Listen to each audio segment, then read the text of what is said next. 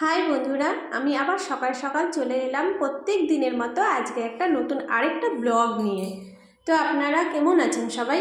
আমি মোটামুটি ঠিকঠাকই আছি। তো গতকাল ছিল বৃহস্পতিবার।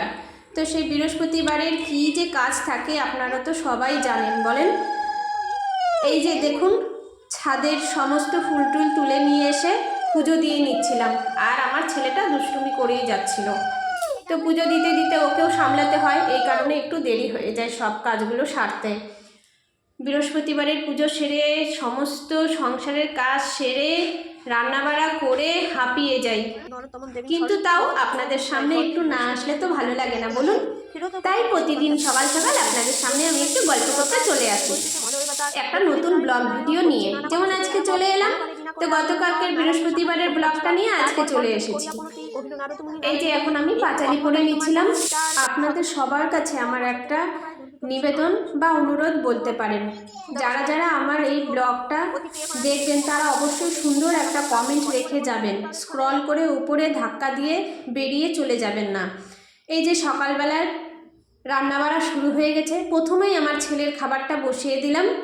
তারপরে আজকে না একটু আমি পায়েস রান্না করেছিলাম, ঠান্ডা পড়ে গেছে বলুন, ঠান্ডার মধ্যে শীতের মরশুমে একটু গুড়ের পায়েস খেলে সকাল সকাল ভালোই লাগে বলুন।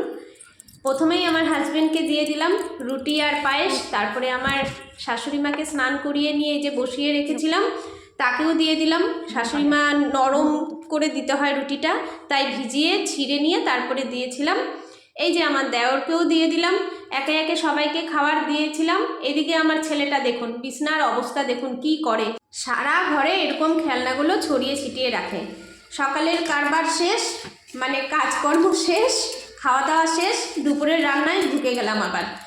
এই যে একটু বেগুন ভেজে নিয়ে সব মেশানো শাক রান্না করে নিয়েছিলাম আজকে। মেশানো শাক খেতে কিন্তু ভালোই লাগে, মানে সব রকম শাক মিশিয়ে নিয়ে একসাথে একটু বেগুন দিয়ে খেতে দেখবেন দারুণ লাগে, সেটাই আজকে করেছিলাম। শাক খেতে আমি খুবই ভালোবাসি, তাই আমার বর কিন্তু প্রায় দিনই শাক নিয়ে আসে আর আমি শাক রান্না করি। যাই হোক, তারপরে রান্নায় চলে গেলাম আবার। সব সবজি দিয়ে একটা চচ্চড়ি করে নিয়েছিলাম। এই চচ্চড়িটা খেতেও দারুণ লাগে, সব রকম সবজি মিশিয়ে কালো জিরে সম্বাদ দিয়ে একটু ঝাল ঝাল করে সব রকম সবজি দিয়ে চচ্চড়ি করে নিয়েছিলাম। আজকে আর সর্ষে বাটা দেইনি, সর্ষে বাটা ছাড়াই চচ্চড়ি করেছিলাম। তারপরে চলে গিয়েছিলাম মাছের ঝোল করতে, তো পাতলা করে একটু ঝিঙে দিয়ে আর টমেটো দিয়ে কালো জিরা সম্বাদ দিয়ে মাছের ঝোল করে নিয়েছিলাম। মাছগুলো ভেজে নিয়ে সুন্দর করে আপনাদের সঙ্গে একটুখানি এই রান্নাবাড়াগুলো শেয়ার করতে কিন্তু আমার ভালোই লাগে বলুন। আর আমার রান্নাবাড়াগুলো দেখতে আপনাদের কেমন লাগে সেটা কিন্তু অবশ্যই কমেন্টে জানাবেন প্লিজ। আমার ভিডিওটা এতক্ষণ মনোযোগ সহকারে দেখার জন্য সবাইকে অসংখ্য অসংখ্য মন থেকে ধন্যবাদ। সবাই ভালো থাকবেন, সুস্থ থাকবেন, সাবধানে থাকবেন।